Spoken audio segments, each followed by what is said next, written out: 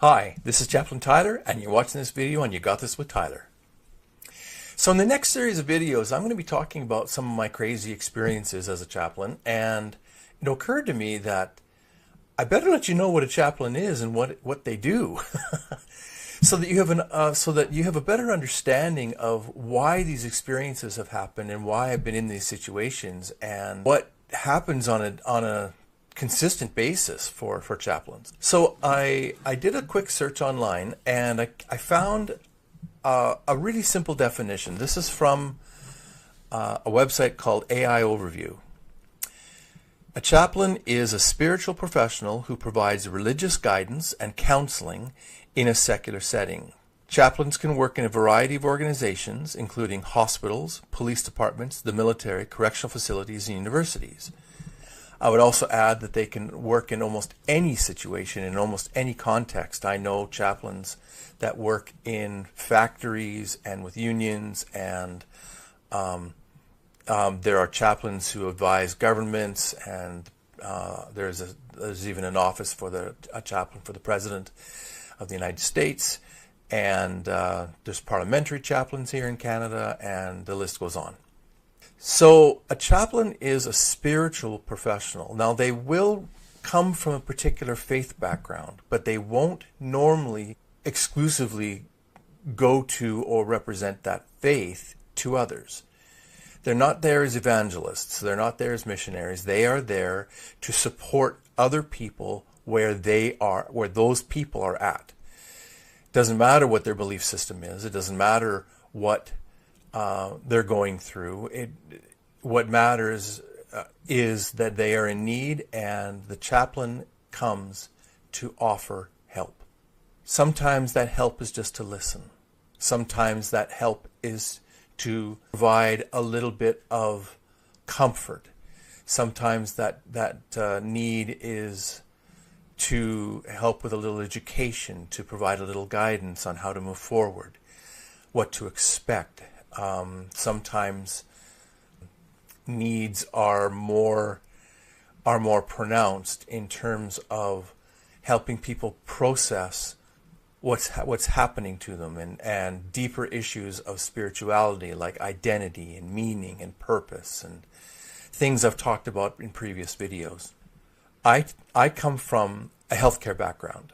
I was a chaplain for many years in healthcare, and in all sorts of areas. I was all over the place. I was in emergency rooms and ICUs and general medicine places, and did a little bit of work in pediatrics and a little bit of work in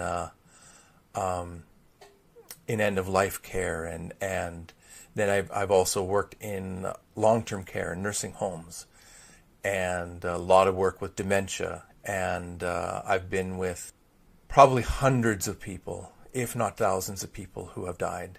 And that's just where I was needed. It's just how it works. So because the chaplain goes where the needs are greatest, they are exposed on a consistent and continual basis to extreme trauma and stress. They don't really get to see the good. Rarely. They just help wherever the need is the greatest. Some chaplains believe that they are only there to be like this blank wall where they're just there to offer comfort, and the very presence is just comforting. I tended to be a little more active than that. Yes, I always started from a point of view of making sure that I was 100% present for the people that I was there for. And what I went to was, I'm there for them. Whatever they need me to do or to be in order for me to help them to move through this and to grow, that's what I would do. There were times when that meant that I needed to just be a friend. There are times when I needed to tell a joke because they were stuck in their process. There were times when I would just sit and cry with them. There are times when I would sit for hours with somebody just holding their hand because they had no one else.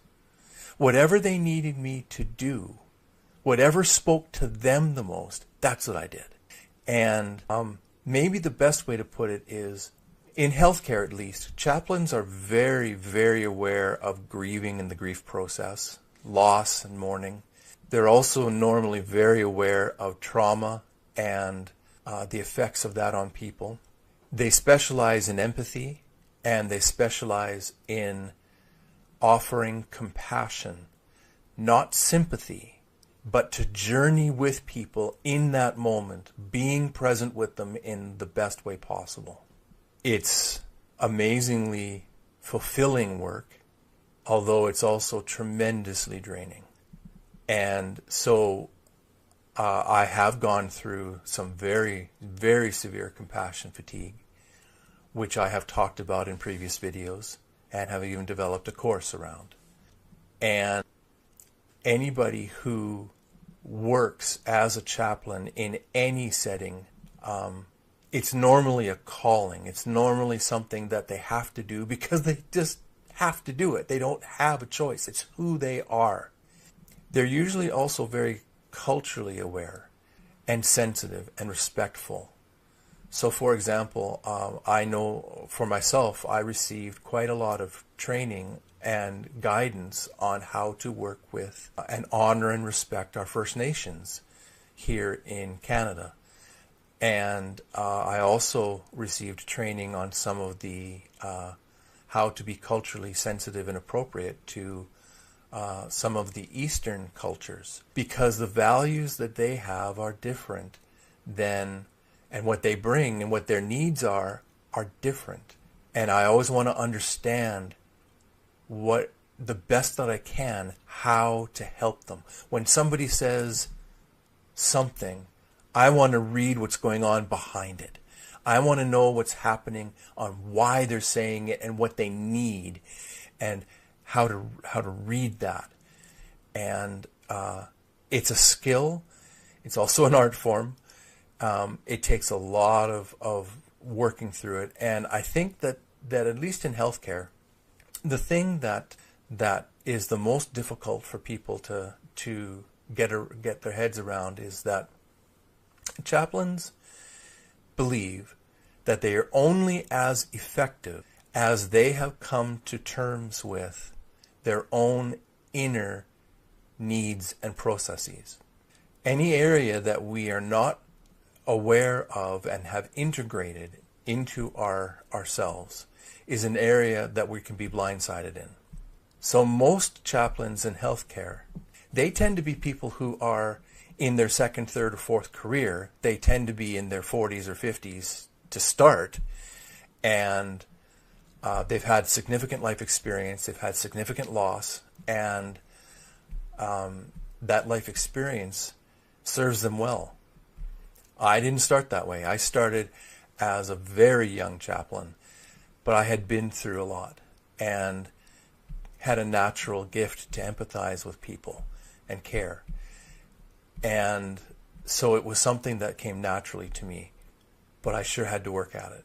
And although I believe that there was a lot of good that came out of what I did, I certainly made mistakes, and you're going to hear some of them. And it was an honor and a privilege to be with people. It's always an honor and a privilege to be with people. So that gives you just an idea of what we do and who I am a little bit, tiny bit. And I'm really looking forward to sharing some of the crazy stories I've had. And it started right from my very first day on call, which I'll probably relate next. That was a crazy day that just, oh my goodness, just so much stuff happened on that day, and it set the tone for the rest of my career. So I look forward to sharing it with you, and as you go about the rest of your day, be blessed, and I will see you in the next video. This is Chaplain Tyler signing off, and you're watching this video and you got this with Tyler.